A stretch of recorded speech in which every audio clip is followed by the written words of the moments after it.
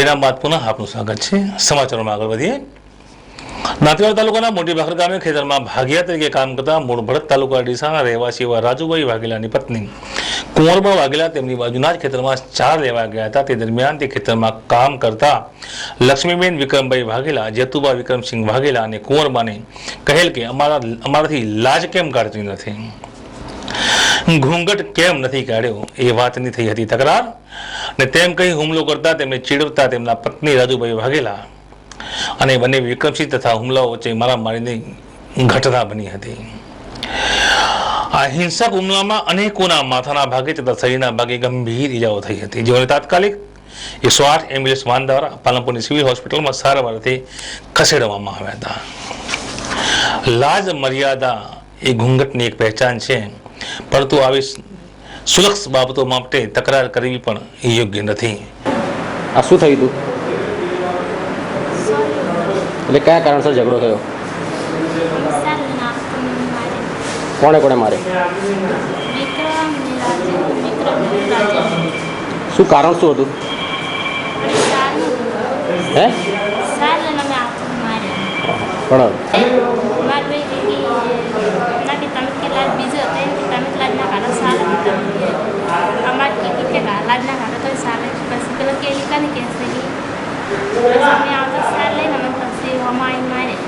सार लेवा गई तो मुझे बैठी के तुम बदन मोले ने सोड़ी मोला बोल दी के सार ने आवी थी करी के ना पाटीदार ने लाइन बैठी मार नल तो से मैं के ना लाइन बैठी दे एम करी दाते ले ना आई के बे माजी की आई મને बात થઈ દે બદન ને મને સોડાવી પછી એમ કરી હું ઘેર આવી માર બને ને માર બુન બે છે। પાલનપુર ખાતે બનાસકાંઠા જિલ્લાની સ્થાનિક ન્યૂઝ ચેનલ સંપૂર્ણ ન્યૂઝ ચેનલનો શુભારંભ થયો હતો, જેમાં બનાસકાંઠા જિલ્લાના સમાહર્તા JB વોરા, જિલ્લા પોલીસ અધિક્ષક કટારા તથા વીરપુરના સંત અમરદાસજી મહારાજે દીપ પ્રાગટ્ય કરીને સમારંભને ખુલ્લો મૂક્યો હતો, જેમાં બનાસકાંઠા જિલ્લાના સિનિયર જુનિયર તમામ પત્રકારો સહિત નગરજનો મોટી સંખ્યામાં ઉપસ્થિત રહ્યા હતા। જ્યારે બનાસકાંઠાના નાયબ માહિતી નિયામક ભોગરાની ઉપસ્થિતિ રહી હતી અને નવીન ચેનલને આવકારી તેઓએ શુભેચ્છાઓ પાઠવી હતી। અત્રે ઉલ્લેખનીય છે કે પાલનપુરથી પ્રસિદ્ધ થતા પાલનપુર સમાચાર અને ગુજરાત સેવા નામના દૈનિક અખબારમાં સંપૂર્ણ ચેનલ પરિવાર જોડાયેલો છે, જેમાં પીઢ પત્રકાર શ્રી દેવેન્દ્રભાઈ મંડોરા ને આંતરરાષ્ટ્રીય કક્ષાથી શ્રેષ્ઠ પત્રકારિતાનો એવોર્ડ પણ મળેલ છે। પત્રકાર જગતમાં આ પરિવાર સન્માનિત પત્રકાર તરીકે આગળ આવેલ છે।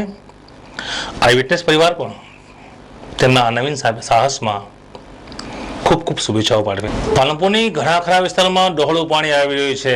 નગરપાલિકાની નિષ્ક્રિયતા અહીં જોવા જેવી છે, લોકો રોષે ભરાયા છે અને છેલ્લા કેટલાક સમયથી પાલનપુરના ઘણા ખરા વિસ્તારોમાં ગંદકીના કારણે મચ્છર અને માખીનો ઉપદ્રવ વધી ગયો છે।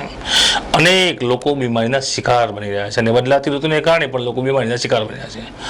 અત્યારે પાલનપુર વિસ્તારોમાં આવતું પાણી દૂષિત હોવાને કારણે કેટલાક લોકો બીમાર પડ્યા હોવાનું બહાર આવેલ છે।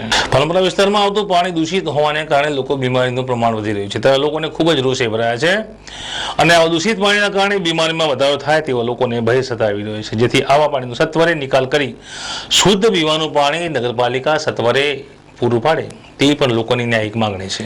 પાણી જો અઠવાડિયે 10 દિવસે આપે છે અને એમાં કેટલું ગટરનું પાણી આપે છે, અમારા છોકરા બધા બીમાર પડે છે। હું પોતે બીમાર છું 15 દિવસથી, મેલેરિયા થઈ જાય, બધાને ડેન્ગ્યુ જેવો તાવ આવે બધાને।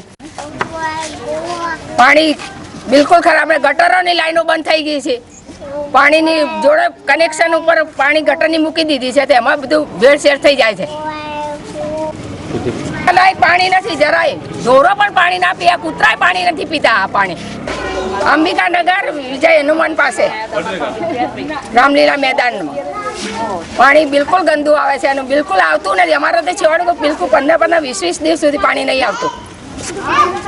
જે પાણી આવ્યું નગરપાલિકાનું એ એકદમ ડોળાવાળું અને ગટરમાંથી મિક્સ થયેલું પાણી આવેલું, બિલકુલ કોઈ પાણી છોકરું બી ના પી શકે કે ના ઢોર બી પી શકે એવું ખરાબ પાણી આવ્યું। અને હાલની તારીખમાં અંદર જે મેલેરિયા ચાલે છે એના હિસાબે આ મેલેરિયા બી થઈ શકે અમને। આખું એરિયામાં પાણી ખરાબમાં ખરાબ પાણી અમારા એરિયામાં આવ્યું। નગરપાલિકામાં કહેવા જઈએ છીએ તો કોઈ સાંભળતું નથી અમારું, એને હવે અમારે જવાબદાર કોણ? કોઈ બીમાર પડે છોકરાઓ એ જવાબદાર કોણ? હાલની તારીખમાં અંદર તો બહુ બીમારી ચાલે છે, વાયરલની, મેલેરિયાની, શું કરવાનું અમારે? આનો જવાબદાર કોણ હોનું? ન્યૂઝ બુલેટિન પૂરું કરતા પહેલા મુખ્ય સમાચાર ફરી એકવાર। બનાસકાંઠામાં દશેરાની ઠેર ઠેર ભવ્ય ઉજવણી. પાલનપુરમાં રાવણ દહન. ગાયત્રી શક્તિપીઠ દ્વારા યુગ ઋષિની જન્મ શતાબ્દી મહોત્સવની ભવ્ય ઉજવણી શરૂ. અને ઘૂંઘટ ઉઠાવવાની મળી સજા, અનેકોના માથા ભાંગ્યા. તો આ હતા આજના સમાચાર. વધુ સમાચાર સાથે ફરી મળીશું. નમસ્કાર.